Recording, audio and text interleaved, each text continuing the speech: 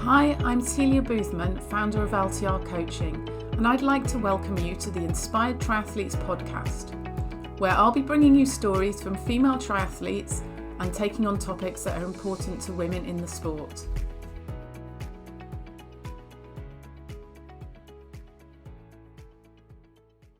Hello and welcome to today's episode. I'm here with Natasha Cooper Smith, a triathlete and sports scientist with Precision Hydration. So thanks for joining me today, Natasha. How did you get, sorry, my Zoom thing's bleeping, telling me I've got a meeting, which I'm in now. How did you get into working with Precision Hydration to start off with then? I actually just reached out to them after finishing my master's degree, which I did at Birmingham University. I reached out sort of halfway through the degree and told them I was interested in working for them. And then when I finished, I shared what I learned in my degree and basically just thought, is there any chance you want a sports scientist? And at the time, they needed one. So that was really helpful for me. Wow, that's amazing. Very lucky. You were in the right Yeah. place at the right time then. And were you doing triathlons at that point as well? Yeah, I started doing triathlon at university, but I not at the same level as I do now. And I don't mean in the way that like I'm really, really good. I just mean it was far more of like a in my free time as opposed to like a structure. So as I joined Precision, it got a lot more intense when you're in an environment where everyone does it. Yeah, and then you've got that sort of know-how around you and everybody's kind of thinking in the same way and wanting to perform at their best, I guess. Exactly. Yeah. And we have the tools here to sort of help further your performance. So it really benefits being here. Yeah, so what kind of tools do you have then to help with performance? Well, as sports scientists, we work with athletes directly, both professionals and amateurs. So I get to chat to people and understand what they're doing in their sports, whether it's triathlon or not. And that's really helpful just as a learning thing for myself. You know, you hear what other people do and you can pick that up, take it on, and that kind of thing. We also have a lab, which I think it we opened that lab in maybe end of last year, November time, and we now have been running for a while and can do different sort of performance testing and heat acclimation. So having access to that kind of testing is really helpful as well because, you know, Yeah. I can go in there on my lunchtime and get some sort of heat acclimation benefits or even just ride my bike in there. And yeah, that's a luxury that I've got. It sounds like not a nice luxury, though, is it? I don't It know. could, I've done heat yeah. acclimation in my bathroom before, and it was horrendous. So, yeah, what's it look like in there then? What's the setup? We have one treadmill and then two turbo trainers where we can bring our bikes, and then one uh, static bike in the lab bit itself. And then we have sort of like an antechamber where we do our sweat testing and any sort of customer interaction.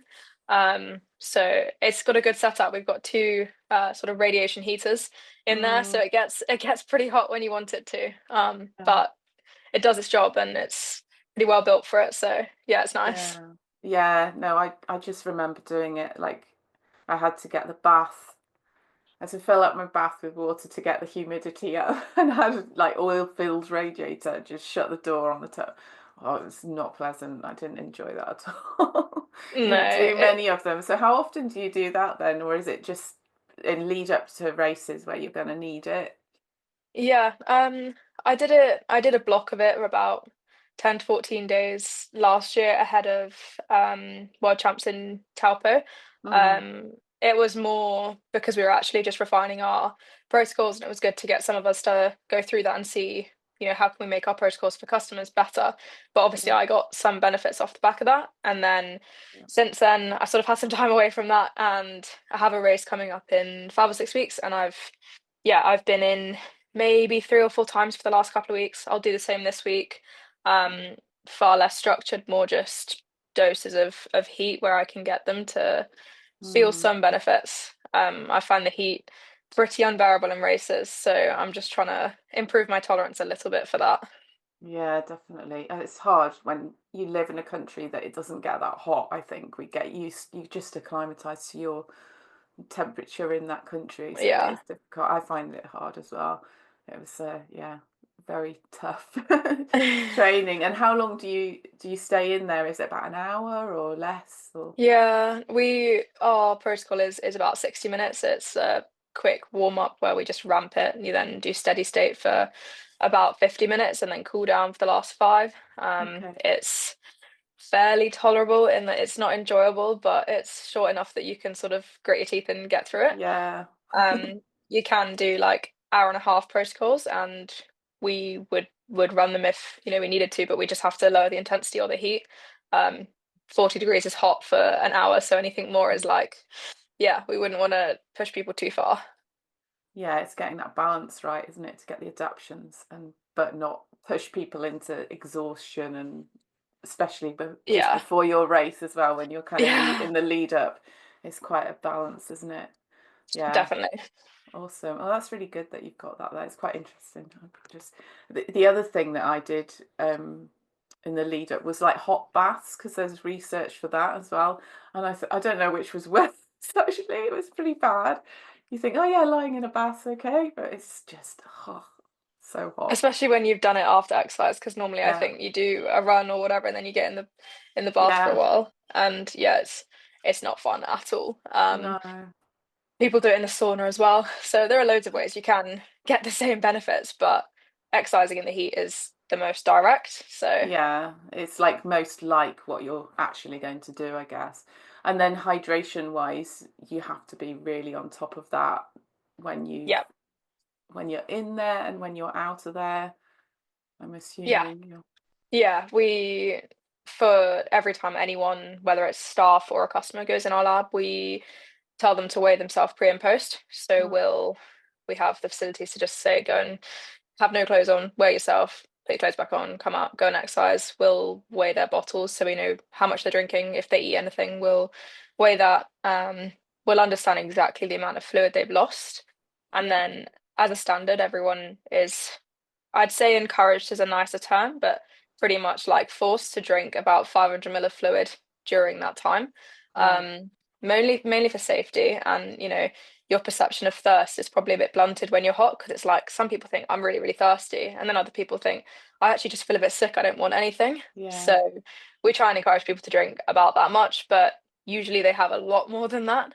Mm, From my experience, I lose like 1.6, 1.7 liters in that hour, which mm, is, I'm not a tall person, so it's quite a lot for someone my size. And I mm, drink about a liter within that session. And then afterwards, I'll just sip electrolytes and fluids throughout the rest of the day. And yeah. if you lose less fluid, it's more manageable. But some of the other athletes we have come in, they lose about 3 liters in the hour, and it's like, okay, how are we Wow. gonna get them to rehydrate enough? Yeah. Because as I said, you don't really want to drink that much. You come out and you're like, I'm thirsty, but the last thing I want to do is chug loads of water. Mm, So yeah, it's more sort of encouraging and managing them, and trying to tell people, well, look, if you see what you lost, this is definitely what you need to drink. yeah. Um, but everyone's an athlete usually that goes in there, so they're pretty good at Yeah, they're hopefully. used to like doing Yeah. that, I guess. Like so I think it's um it's hard for people that are just starting out, I think, to figure that out and they don't realize how much they've got to drink because I know I've just my husband's training for Ironman at the moment, and he was like, "Oh, I'm going out. I'm doing this, that, and the other." And I sort of told him what he should be eating, and I was like, "Okay," because he wasn't eating the right stuff. And then he went off, and I was like, God, he only took two bottles with him. And I'm like, came back, I was like, you should have taken. He was really like tired and just, yeah, Yeah. not didn't recover properly. And it was like, you need to take more with you. And, but yeah, you just, I suppose if you're not used to that and you're not in that environment, you don't know. So let's bring it back a little bit to people that are kind of like starting out. And because I got all excited about the heat chamber and thought that was quite interesting. But for most people, they're looking at like daily hydration and just kind of like getting the basics right, really. So what does your daily hydration look like when you're training and then on rest days? So what would you be expecting to drink? Yeah, I can't say that I track total volume of fluid very Yeah. much. I train most days of the week, even if, it's just going to the gym, that's still in my eyes some form of movement. Yeah. And everything we do, whether it's a walk, going to gym, exercising on the bike, I mean, we're all sweating. I mean, you're probably sweating just sitting, in your office for a day. Like naturally, people lose body water. So for me, I just focus on trying to always have something on my desk that is fluid, whether that's like water, electrolytes, tea, you name it. Mm, If I'm doing a session, if it's a hard session, I use electrolytes beforehand. I preload is the sort of the protocol that we use here. Basically just a strong electrolyte drink about an hour before I go and do that exercise. So, if that's a turbo session on the bike, without a doubt I do it because I know that, you okay. know, starting hydrated is very important. I'll always have a bottle with me of usually plain water when I'm doing indoor training. And I try my best to just listen to if I'm thirsty or not, Mm, because everyone is very intuitive, whether you think it or not. We're pretty smart as individuals, and our bodies tell us, if you're craving plain water, it's likely that you do just need to have a drink. And if you're craving salt, it's like maybe get some sodium or some electrolytes in that. But I don't place a massive focus on, sort of tracking how much fluid. I just yeah. think, have I done a lot of exercise? And I do weigh myself pre and post any big sessions I do, just Mm, because I mean it's habit now as a sports yeah. scientist that I do it for everyone else. So I'm like, why not just do it for myself? So anything, you know, if I'm doing a long ride at the weekend, I'll usually calculate my intakes. If I know I'm going out for, let's say, 4 hours, and I know what a Mm, minimum intake for any athlete should be really is mm, about 400 to 500 ml of fluid. I then say, okay, as long as I've got, I don't know, two and a bit liters on my bike, drink that. And if I come home and I'm still lighter, I mm. just try and sip on whatever I've sort of lost and not replaced. But I think hydration is sort of a thing where you can sort of plan it really specifically if you wanted to. But assuming your body is fairly used to training and you're in tune with it and how you respond, just drinking enough is probably the biggest thing Mm. to focus on. Yeah. So you would count you'd kind of make a plan if you're going to do training, but in daily life you don't. Is that what you're saying? Yeah. Yeah, usually. Yeah. Yeah. Especially, I mean, shorter sessions I Yeah, that's unless it's it's for just an gut hour or training. something like that, then it's Yeah. not, yeah. Yeah. I do for running. I've really tried now, even for shorter runs, to bring some fluid, even if it's like a very small soft flask, because Yeah. for gut training purposes, for being in a race situation, like training your body to actually like tolerate fluid is not as easy as I once thought it was. Mm, So yeah, and especially now that we're getting some sunshine in the UK, which makes it a yeah. lot hotter, just sipping more frequently means that I have less work to do when I get home. And by Yeah. work I just mean drinking. Yeah, sure. Yeah. Yeah, I think that's like the strategy that I would use as well, is that kind of like I just drink in the day as I'm thirsty and I'm at home, I think it's also difficult when people don't have access to fluids and they're out and Mm. about and they're really busy in the day, they sometimes forget. So in that case, they do need to make that conscious effort. But because I'm like working from home, I just go and get a drink of water, or I make a cup of tea, or I have a cup of coffee, and the Yeah. hydration's fine. And then if I was doing exercise, I will take water with me. I'm not training for triathlon anymore, so I don't kind of need the same, like, I don't have the same hydration. I was much more on it when I was doing that. But I noticed things like I went out with a friend climbing last week, and I just took like my normal bottle of water. But when you're out all day and you've got one bottle of water and then you come home and you're like, oh my God, I'm thirsty. And the next day I went for a run and I felt really sort of terrible because I hadn't drunk Yeah. enough the day before. So it has this knock-on effect if you're not like constantly thinking about it. When you're in that training mode, you really do, because you're just always sweating and losing fluid, like you say. And if you're not aware of that difference in your weight, I think that's a good way for people to get the awareness if they don't have it already, for I sure. agree. And I think also there's a big I see it a lot with some of the athletes I work with, and more so the amateurs, where you say to them like, on a scale of 1 to 10, how sweaty do you think you are? And you try and understand where they fall on that, sort of one being you don't sweat, 10 being you can wring your own clothes out. Mm. And I think sometimes people are afraid to admit that they sweat. And it's always a tricky one because it's like it's actually a good thing. Like it just means Yeah. you're effective at cooling yourself down. But sometimes people are like, oh yeah, no, I'm definitely I don't sweat that much, I don't notice it. And I'm always like, oh, okay, but you probably do. And understanding and collecting some data is just the easiest and like a free tool, essentially. All you need is some bodyweight scales, and most people have them. And Mm. it really, really helps people sort of A, understand they actually do lose fluid.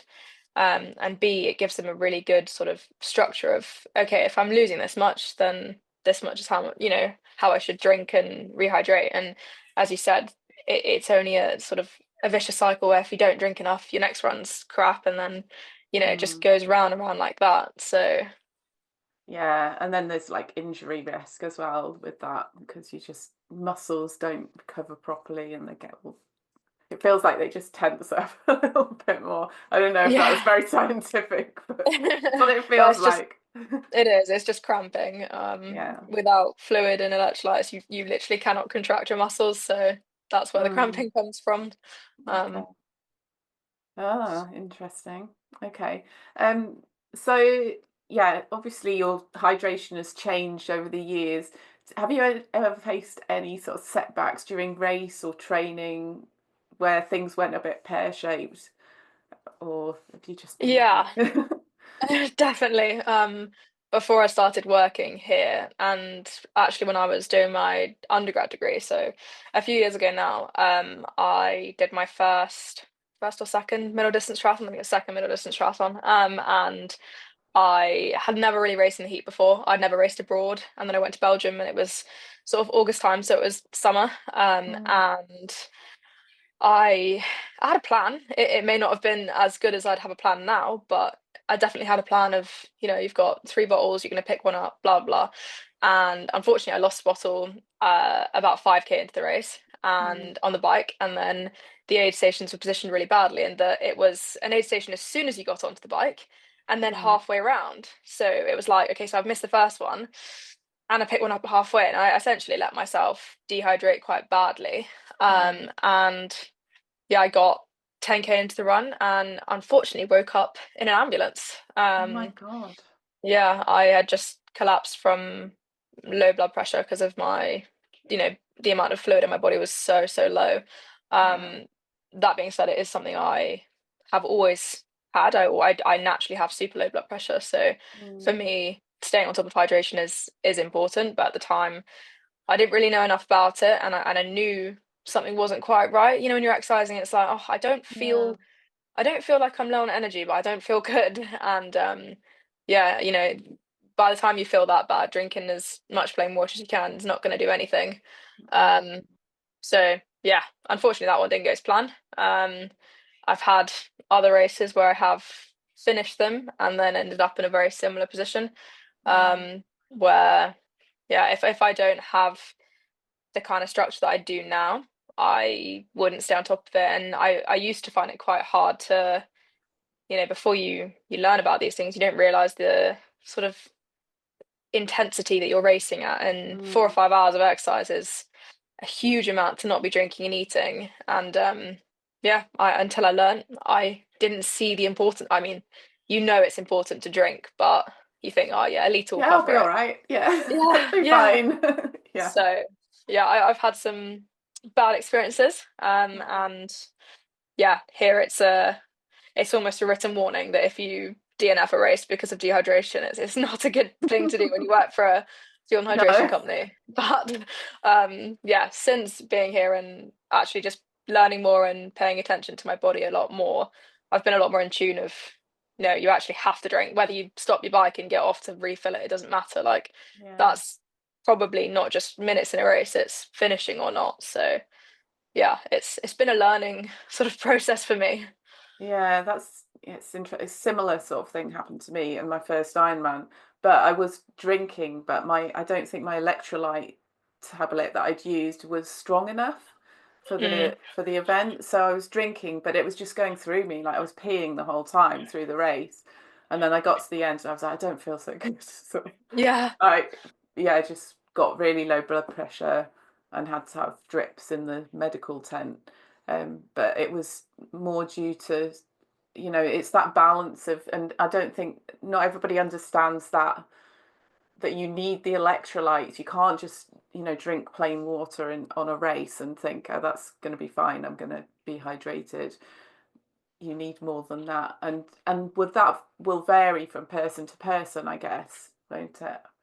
Yeah, sweat sodium loss, which is essentially what you're talking about, is very different between people. I mean, we can say there is an average from the people that we test. We do an at-rest sweat test, which basically assesses how much sodium you lose in a liter of sweat.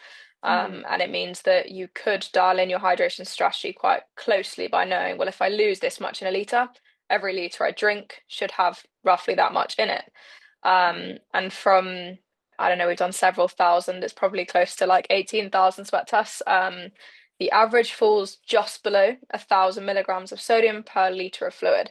So it's why PH 1000 is on course at Ironman events, for example, because as their partner, we've given them the electrolyte concentration that's closest to most people.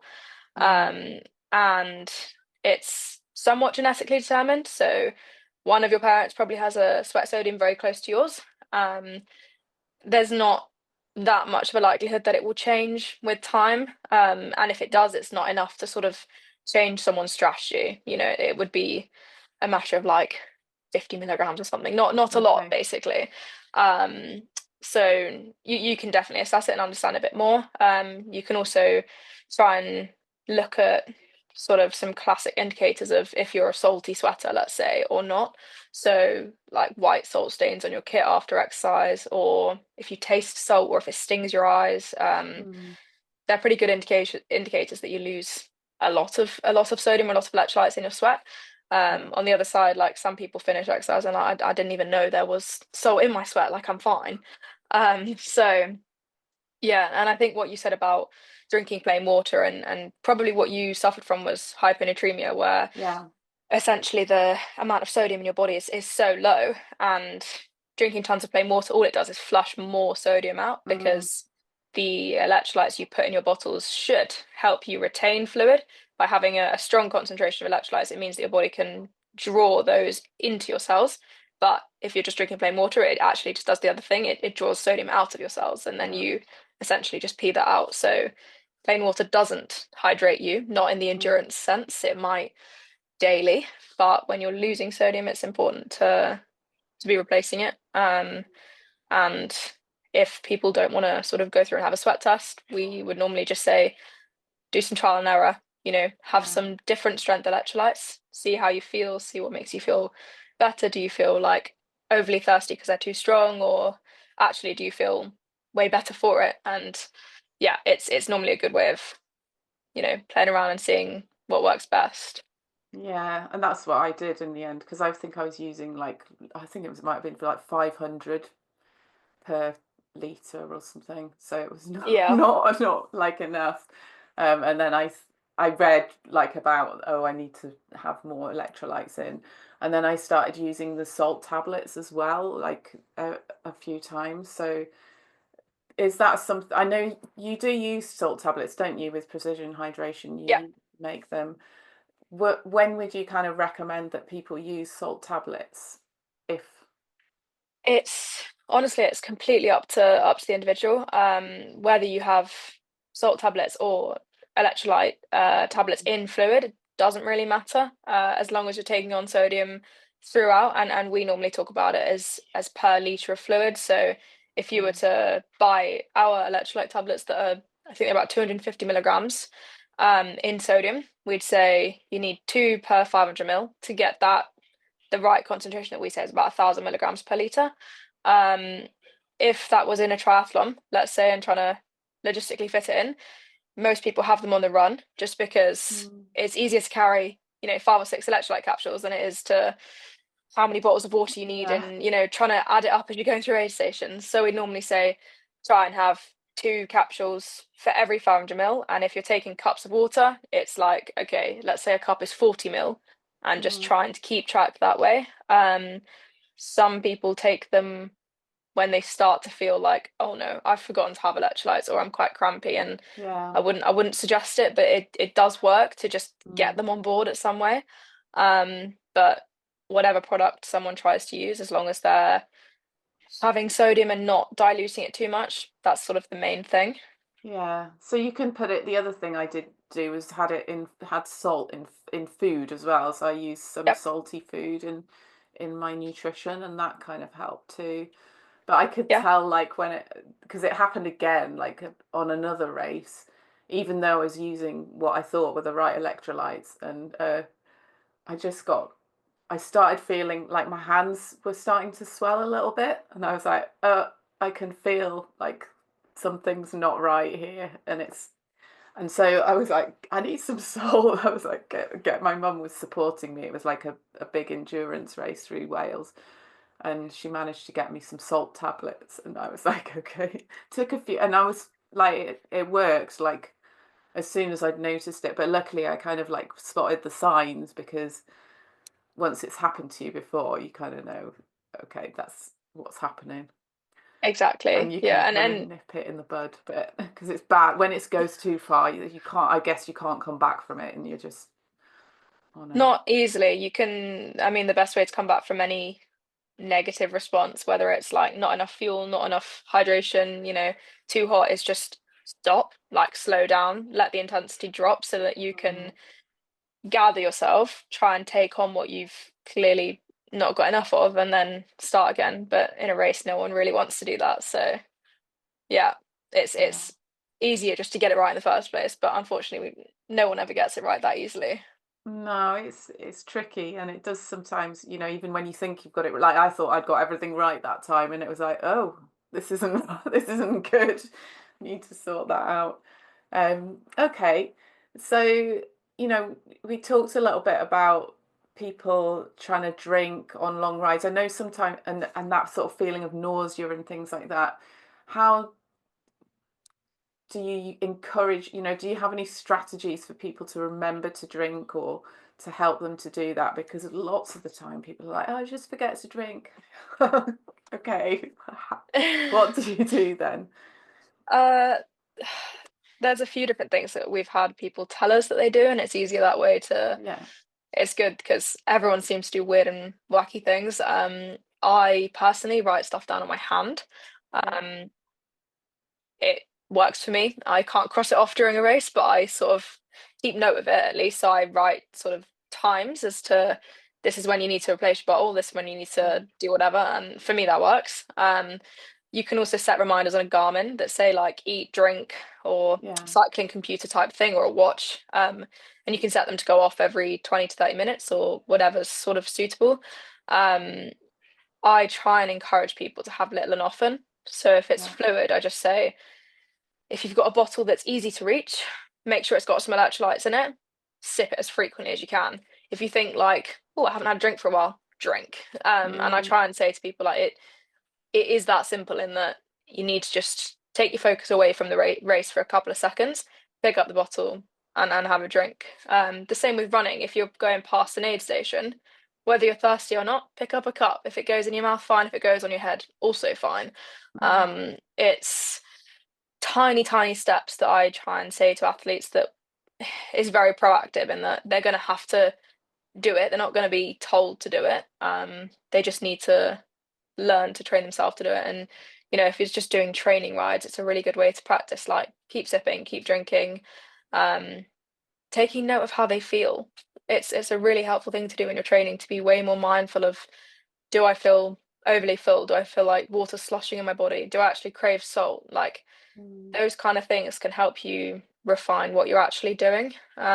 Because normally, as I said, we're very smart, and if you are craving salt, there's probably not enough sodium in your bottles. Mm. Um, the other thing we've got that people have bought or sort of made themselves is like a strategy sticker. So essentially something you can stick on your top tube of your bike that you can write or stick on, like in the first hour you need to have X number of carbs and X number of fluid or whatever it is. And you can sort of see that visually or, per distance. And for some people, that's really helpful because, Mm. every time they look down at their bike, it's like, oh, hang on, I've not had that water. Let's have it. So Yeah. um, it's working out what works for someone because we all like different things. Yeah, definitely. Yeah, I used to use like an alarm that went off every 20 minutes and just eat every 20 minutes and then make sure I was drinking. And you can see with a bottle as well, like especially if it's at the front, like Yeah. I find that's really helpful for people who forget to drink. And a lot of people also struggle with getting bottles out of bottle cages and things like that. And it is awkward. I used to have a rear one and it was really awkward to kind of reach around and get your bottle, and it was quite a tight sort of bottle cage, like Yeah. wrangling it out and trying to get it in. But then I'd have it in the front one so that you could sip like as you're going along, and I think that's super useful for people. If you haven't got a front hydration system and you can afford to get one, then definitely Do it. recommend it Yeah. for long races. It's Yeah, much easier. exactly. Yeah. Okay, so yeah, also I just want to talk about on the run, like that is also a place where people really struggle with hydration and it is a bit more difficult. And I always used to think if it's you on the bike it's easier, so make sure you're like getting everything on the bike, and then you've got that the run later where it is difficult to take on fluids. The soft flasks, like you say, are really helpful. Is there anything else? You said make sure you stop at every feed station. Is there anything else along those lines, or that people find when they're running that is useful? Um, I think in triathletes, the one thing I always say, whether they want to or not, is just come out of T2 with a soft flask of Mm. ideally a strong electrolyte drink. So I personally put in pH 1500s because I know that I will drink that and that should last me probably an hour. If it's taken any longer, I've not drank enough. Yeah. But it is a bit annoying running with something, but go and Mm. practice it. If you're training enough, you've got time to practice this kind of thing. And I do think with, you know, triathlon, as harsh as it is, if you're going to do a full Ironman or you're going to do a middle distance triathlon, you're clearly focused and driven. It's just this is the fourth discipline, fuel and Mm. hydration. If you're not practicing that, so I would normally say run out with a soft flask and just sip it. And then it really is like stop at aid stations. If you're not confident at running and grabbing a cup or whatever it is, just physically stop. Mm. Take sips, take gulps, pour some over yourself because the effect of cooling will be really, really helpful in sweating and general perception of heat, which sort of is encompassed in this sort of hydration area. Mm. Um, Other than that, it's tricky. I think some full distance races give you the option to have like I don't know what they call it, but it's like that special bag that you can put halfway Yeah. through where you can pick it up. Again, like put a bottle in there, put a soft flask in there. Even if you're not planning to stop there, you might get to the race and think, oh, I'm so glad I've got that flask I can go and pick up that I know what's in it and I've Yeah. practiced with this. And I think it's doing everything in your power to give yourself the option to hydrate. And on the day if you don't do it, then that's unfortunately how it goes. But yeah, it's just being aware. Yeah. Making it easy for yourself, I guess, isn't it? It's like Yeah. having that option, like you say. And the special needs bags are really good. I often recommend using them because, like you say, it's like backup, isn't it? You know it's there. If everything goes wrong, you're gonna have that fluid. Yeah. Yeah. And if you're doing an Ironman, like it's taking you long enough as it is that you can afford 2 minutes to grab that. So Exactly. um yeah, it's where priorities fall for most people, hopefully. Yeah, definitely. I think that's what you say is definitely true. It's like I find that really strange sometimes when people are like, I'm doing an Ironman, but then they're like reluctant to do those things. Oh, it's uncomfortable, like carrying a bottle. And I used to say that as well. I hate running with a bottle. I hate running with something in my hand. And it's like, yeah, but you're doing something You and need you to, need yeah. to. And so just get used to it, get over it. It's not that bad, honestly. It's a bit annoying, but you don't think about, when you're in a race like that, you're not thinking, oh, it's really annoying with a bottle. And if you are, then you need to talk yourself out of it and think about It's something all, else to yeah, think of. it's all just practice, I think. And as you say, if you're doing an Ironman, you'll have put in huge long rides and you'll have learned to drink on the bike, and Mhm. hopefully you'll have got that sorted. So it's the same for a run. A marathon is like a huge, huge thing to do. Yeah, So to be doing your long runs without carrying fluid anyways is somewhat, yeah, I don't know how you'd be doing that. no, And just practicing it. And even if you wear like a pack for your training runs and get used to mm, drinking, and then even in the Ironman, you may wear a pack, but you may not. And then you still know how to pick up fluid and drink fluid and do the yeah, things that are, I always say to people, if you can put in X number of hours a week to put the training in, then you can definitely learn to bring a bottle with you. And it is mm, harsh, but we do such a tough sport that it's like easy wins. mm. Learning to eat and drink is just the icing on the cake of a race, essentially. Mm. And also, it's like the essential way that you get around as well. You know, if you think about it, it's like you can Yeah, train all you like, but if you don't fuel and hydrate properly, you you'll won't be finish. on the Yeah, floor at exactly. some point in the race. So it is essential, isn't it, to learn to do those things. And we can like you can get away with stuff, but is it worth it at the end of the day? It's not really. And you want to give yourself the best chance that you can, especially if you're worried about finishing or anything like that, then you need to be really on it and give yourself that best opportunity. Awesome. Okay. So, have you noticed any kind of specific differences between men and women with their hydration, either in terms of like how they perceive hydration and nutrition, or how they respond as well within? Um, we've we it's funny, we look at this when we speak to athletes and that kind of thing. And there's no there's no trends that like stick out to me where it's like Mm. women all do this, men all do that. I Yeah. think But there isn't, you can't do that anyway because we're all different. But exactly, yeah. exactly. I think generally women seem to think they need less than men. I think that perception is just the fact that usually they're smaller or they're not working. And by working as hard, I mean the absolute sort of power they're pushing or the speed they're running at. Most cases, generally, women are pushing less power and slower because of how we are Yeah. physically. Not for everyone, but yeah, I think that is the biggest thing I hear. It's just like, oh well, I don't need as much as my partner, and I'm like, Oh. uh, you might actually lose a lot more. And we sit here, when we go into the lab, and myself and one of my colleagues will both be exercising, doing roughly the same session, whether the power's different or not, and I still lose more fluid than him. So my Right. hydration needs in that session are bigger than his. And he's heavier than me, taller than me, stronger than me, all of those things. It Mm. doesn't correlate to how much our bodies need, separately.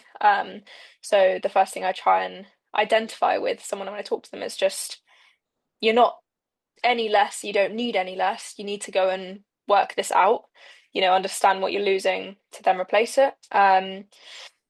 I'd say if you did look at averages, women do lose less, but it's just Okay. not a clean cut thing. It's just usually there's less body surface area because they are smaller, so there's less area to Mm. sweat from. So it makes logical sense that you can't lose as much fluid. Mm. Um, I think if you were to look more specifically about females and the menstrual cycle, then Mm. you could possibly draw some conclusions as to at what phase their body temperature might be slightly warmer.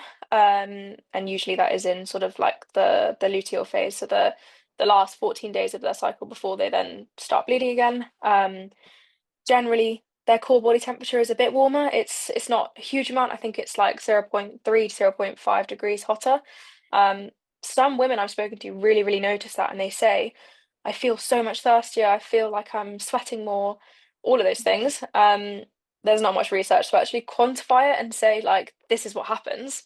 Yeah. So it's easier to, as a female, like go away and try and track your cycle, track your training, track how you're feeling. Do you feel hot? Do you feel thirsty? Do you think you're sweating more? Go and weigh yourself during these sessions and make some comparisons, because for females, the biggest thing could be actually during those couple of weeks, maybe being a bit more focused on your electrolyte and your fluid requirements is actually really important. And again, some people tend to eat more in that phase, and within that, Mm. you'll need more fluid to be able to digest it. So it's a bit of a balance. Men obviously don't go through the same hormonal changes every month No. as we do, so it's there's definitely no comparison in that. Yeah. Um, but I think, yeah, I think women are unaware that those changes do happen, Mm. and the first sort of helpful thing is to just go away and work it out. Mm. Um, Paying attention to those kind of patterns does help, especially if you know you're going to race during that second phase where you might be a bit hotter. It's good to Mm.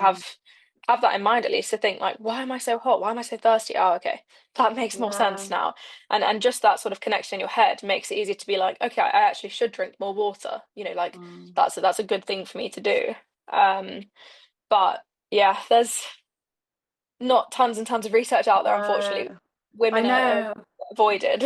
Yeah, because when I was doing the heat prep, I was thinking, I wonder if it makes any difference with the heat prep as to what time in your cycle that you do it. Like, would it make a difference in your adaptations to it and things?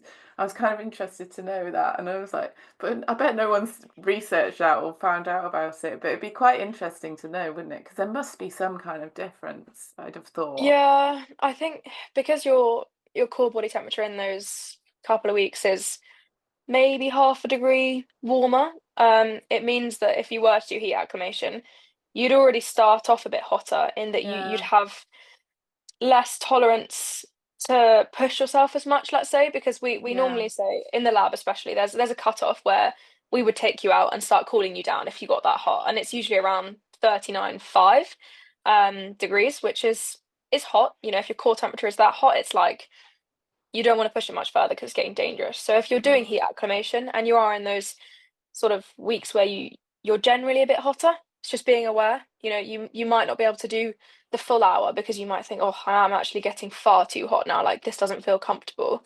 yeah. Um, as for acclimation benefits, there's definitely no sort of No, like, these, you're not going to benefit more from that time of the month, but you yeah, might just be more susceptible to dehydration or sort of heat stress.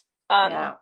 So doing those kind of, So you wouldn't want to push through because I think that was something in the hot bath sessions that I did. I think I was doing it one of them in the late luteal phase, and I was like, God, I'm finding this really hard. And in the end, I had to get out because I almost passed out. Like, this is not good. I need to get out of the bath, and it was less time than I'd been doing, so it was like, oh well, it must have been because of that. But I wouldn't have known, if I hadn't been tracking my cycle, that was or could be linked anyway. And then you could have been like, well, yeah, I should stay in. I need to yeah, do the full yeah. session, which would have been dangerous, and so It is, and it's as you said there, like tracking is such a helpful technique to understand differences in also your performance. Like, we mm, respond differently to exercise stimulus at different stages in our cycle, anyways, because of the concentration of hormones. So, you know, if females aren't tracking their cycle, and if they have the ability to, and have a cycle they can track that's regular enough, then it is a no-brainer. It just takes some time and some learning to actually work out what you're tracking. It's not yeah. as straightforward, but it's helpful, definitely. Yeah, because there's a lot of other stuff mixed up with it as well, like trying to track that, and then there's also life stress and all that. It can get very muddy, the waters with when you're trying to track, but it's another thing to be aware of for sure. And then when women get older as well, and we start having things like hot flashes, how would how do you think that affects like like preloading you mentioned earlier, would that be a helpful thing to start integrating? I mean, you say you do it anyway, like for all sessions, for like all long sessions, or is it Just just anything hard or anything I know that I'm going to sweat a lot, I just like to start as hydrated as possible, and that's all preloading is doing. It's mm, helping you retain more fluid in your cells so that when you start sweating, there's like a bigger pool of water lose fluid from, essentially. It gives you a bit of a buffer, is the way I think of it. Okay. Um, for older women who are possibly, yeah, having those hot flashes or sweating a bit more, the way in which they sweat and their body loses heat probably changes a little bit.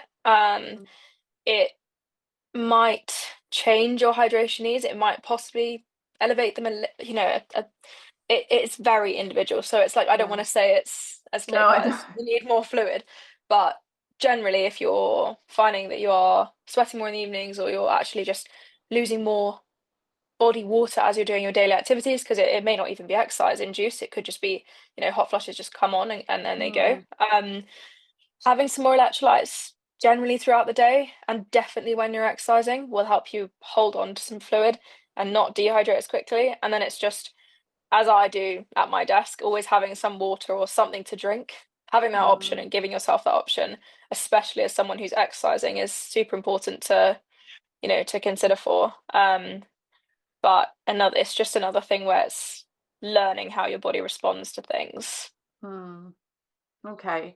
I just want to talk about the preload protocol as well a little bit because there might be different, I don't know, like I've used different strategies in the past, like leading up to a race, I'll start preloading like the night, sort of in the few days Yeah. before and then the night before, and quite a high concentration of electrolytes. And I can't remember what I made. It was some horrible concoction with sodium citrate Yeah, at that's some it. Yeah. point. Yeah, so I used to use that, but so that would be like for race day would be hmm a different preload strategy to your general training, or do you just kind of Yeah. Any session that in my head I can justify as race prep, and by that I mean if I've got a 4 or 5 hour ride on my TT bike with a run off, that is a yeah, race prep session. That is something that mimics what you're going to do on race day. So for those, I try to mimic everything I do around the race. right, So the night before, I'd have a similar dinner. I'd have a strong electrolyte drink. So for me, that's one pH 1500 tablet in about 500 ml of fluid. That is essentially preloading. I'll have that with my dinner. I'll try not drink any more plain water after that because it would just yeah, dilute what I've just done. When I wake up, I do the same again. I have my race day breakfast. I have that same electrolyte drink, the one tablet in 500 ml of fluid, because again, you probably lose some water as you're sleeping in the night. You sweat a little bit. So I'm yeah, just trying to start as hydrated. And then I go by my session as I would in the race. I try and eat the same, drink the same, be as strict. So any race prep thing, I'll do that preloading protocol. Um, okay, if I think, oh, I've actually forgotten to drink all day and I've got a bike session tonight, I'll do the same thing. I'll have that okay, tablet in 500 ml of fluid. If I'm going for an easy ride, I don't care. If I'm doing an easy run, I also don't really care. As I said, though, if I feel a bit really, really dehydrated, or even a good indicator is if your urine, if your pee is a bit like if it looks dehydrated, then yeah, I'd probably be more encouraged to do that just because I think, oh, I haven't done a very good job of, hydration today or um, however you want to say it. And I try and be proactive. And it is just thinking like these are tools that we can use to be better. mm, They're, yeah, it might come with a cost to buy the products in the first place, but you're paying for a triathlon bike and you're paying for a race entry. So it's easy things. And as you said actually earlier on, having salt on your food is a really, really good hack as well. mm, Um, I don't like drinking electrolytes all day long. I really don't enjoy no, it. They are fine and they have a purpose, but I do actually just add some more salt to my food. If I've sweated a lot or if I know I've got a big session the next day, I'm not really afraid to use it. Table salt is not the same as the sodium in your drinks. It's a different concentration, but it has some of what you need in there. So it can be really, really useful. So I never tell athletes to steer clear of that.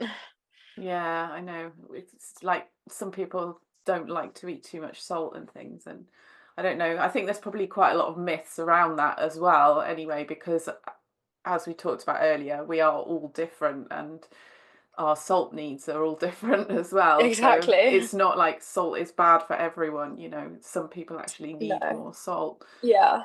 So it's, yeah, these, I think that's something that I find, women can get hung up on, is these health messages that we have. I don't know, it's like, or health and diet messages, and separating that from fueling, it's like, and hydration, it's like, okay, but that is not relevant to you when you are Yeah. training for this big event. It's not the right advice for you. You don't want to follow that anymore.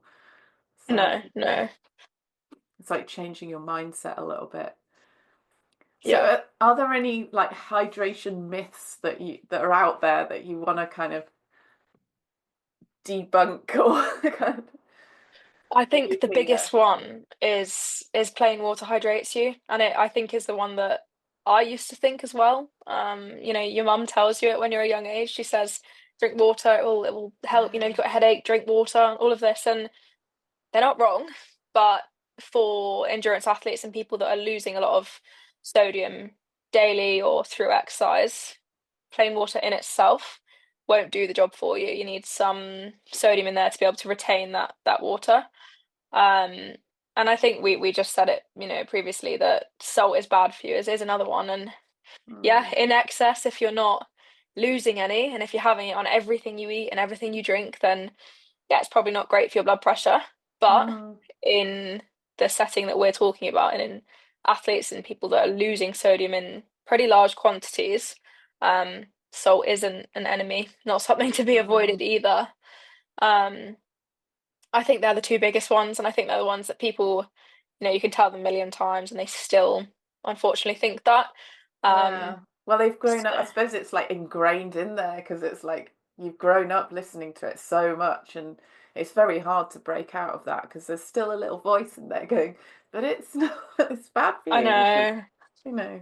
I see a lot of pro athletes that we work with do it. They have so much fluid the day before. I don't know how many liters of plain water, but it's an obscene amount, and I'm like, Just and he had no flushing. electrolytes. Yeah, yeah, I woke up and I felt like I was just peeing all day, and I was like, God. yeah, it's hard because you tell people and it's like, oh, but what difference is this strength electrolyte to that strength? And I'm like, well, they are stronger. Um, Mm.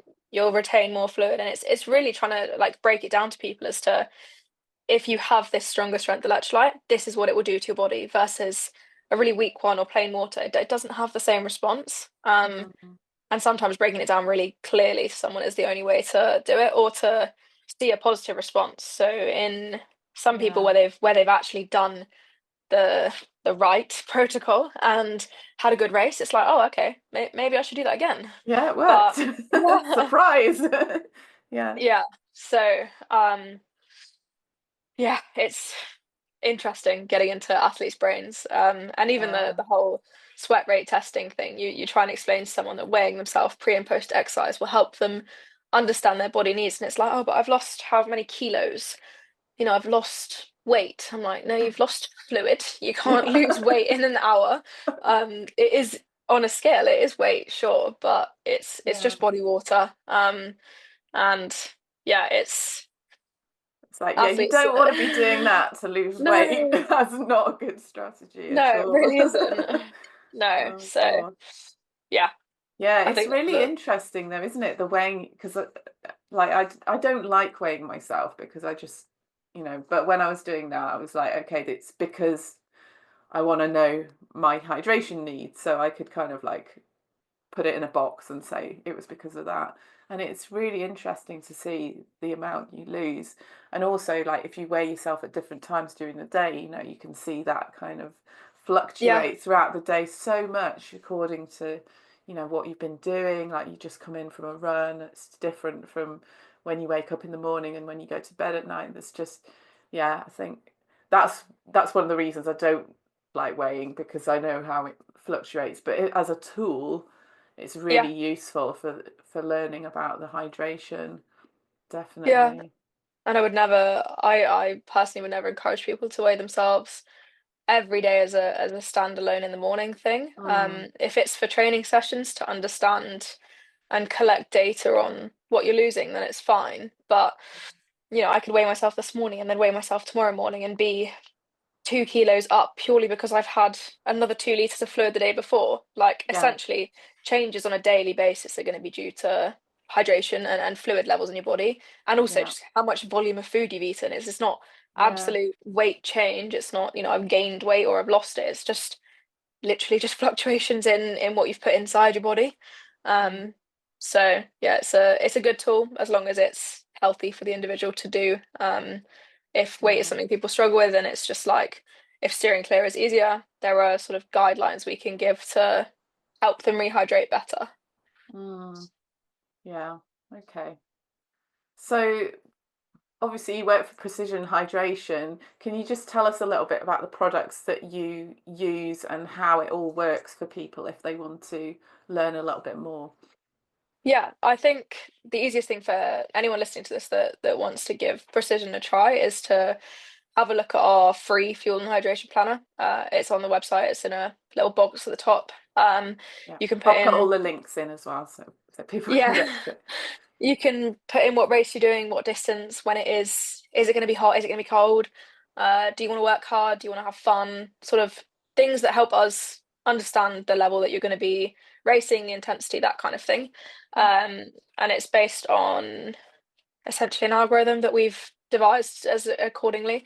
And it will come up with a set of results that will tell you how much fluid, how much electrolytes, how much carbs roughly we think you should be aiming for your race. And it will come up with a plan, and it will say, Amazing. before the swim, do this, after the swim, do that. If you're doing anything in the swim, you're probably doing it wrong. Whatever you want to do on the bike, it will try to break it down as like you could use these gels, you could use this drink mix, whatever. It tries to do it in all of our products. And for any new customer, it gives you a personalized bundle. So according Okay. to what you filled out for this test, it will say, here's a set amount of product. Buy it, play around with it, see if you like any of it. And I think that is honestly the easiest thing for most people who are new to the product to do, because it means that A, you get a free plan, and B, you get a bit of everything. You get Yeah. some chews, some gels without buying a massive box. And we do sell gels, chews, drink mix, electrolyte tablets, capsules, a load of random different products that Mhm. all can fit into your plan very nicely. Yeah. Um, if that doesn't work, then we also offer free video consultations. Myself and the internal team, we do them. We also have a bunch of other callers that help do them. It's just 20 minutes where you can grill us about your fuel and hydration plan for whatever Ironman or triathlon you're doing or any other sport. Um, Mm. and we can just chat through, okay, this product sounds like it might be good for you. It also sounds like you could increase your fluid here or that kind of thing. And sometimes having someone else to talk to that knows a bit about it is really, really helpful for that back and forth and just to help you understand. Yeah. I personally use gels pretty much religiously in my races because they're so much easier. I It's don't want to have to easy. Yeah. chew. Yeah, I just don't want to have to think about it. It's just like, okay, have that, right? Okay, on to the next, fine. And I drink. I don't use the electrolyte tablets as much in racing. We have the same style products, but in packets. So they've Yeah. got a bit of sugar as opposed to artificial sweeteners, which are in the tablets that make them 0 calorie. Oh yeah. I have the ones with sugar just because they're not fizzy. The Mm. effervescence kind of makes me, I don't know, it just doesn't really agree with me in racing. I prefer to just not have anything fizzy. I don't want to Yeah. upset my stomach any more than an Ironman tends to. Yeah. So yeah, those are my go-to, just gels and electrolyte packets, and they tend to get me through the race in a middle. In a full, I probably have some, whether it's real food or some chews. I try and add that in a bit just so I don't get so bored. Yeah. If I know that at 100K I've got a bar of whatever to look forward to, that's sometimes quite exciting. Yeah. So yeah, but as I said, if athletes want to chat through a strategy, we're all sort of more than welcome to do Yeah. that and go through with it. And yeah, they can then purchase products off the back of that or get that bundle, which is normally quite helpful. Mm, yeah, that sounds really good. It's quite helpful because, like you say, it's trial and error sometimes, and you can mix different things together as well to Yeah. make it suit you. Because, like you say, I used to want more real food really in an Ironman event leg, but I have raced Ironman on all gels.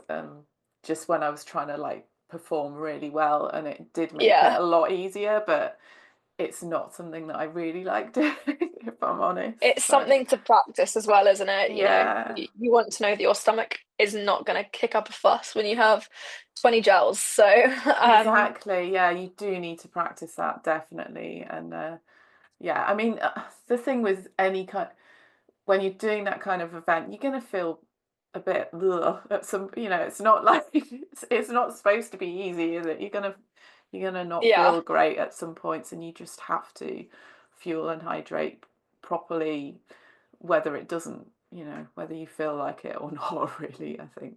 And that's definitely. sort of getting over that kind of, I don't want to, but you've got Yeah, to. yeah, there's no choice. If you're doing an Ironman, you have to learn to Yeah. tolerate it, and that's the thing. You're not going to enjoy it, so just tolerating No, it it's is not like you're going out for a picnic or something like no, no.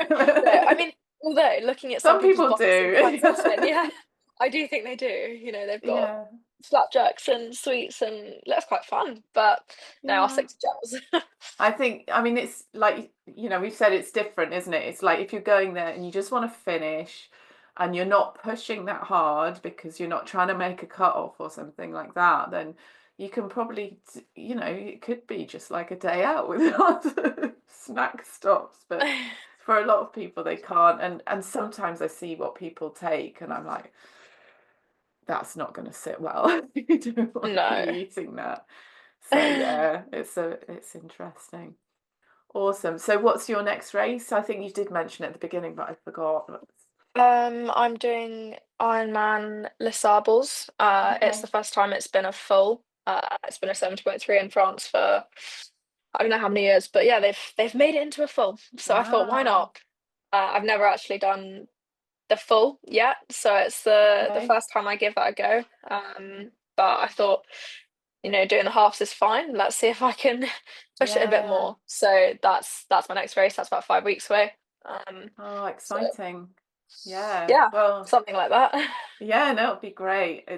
Yeah, it's amazing. And if you've done halves, it's like you've got some experience with that. But yeah, full's different, completely different, I Yeah, find. I'm trying to think of it as a zone 2 day in that you're not racing at threshold this time. You're racing No. to get through as opposed to, you could do a half at your max nearly for however many Mm, hours, but I could not do 10, 11, 12 hours of that intensity. So it's yeah. nicer knowing it's a bit more chilled. But it is a race. So Yeah, I know. But you have got that kind of like, I can sort out my food, and you've yeah, got think time to about it. Yeah. mess about with bottles, and actually it's worth doing that because the time that you take doing that, you don't, if you mess it up, then you lose way more time if you don't Yeah, get it right. So definitely. I always used to be like, yeah, okay, I'll go get special needs.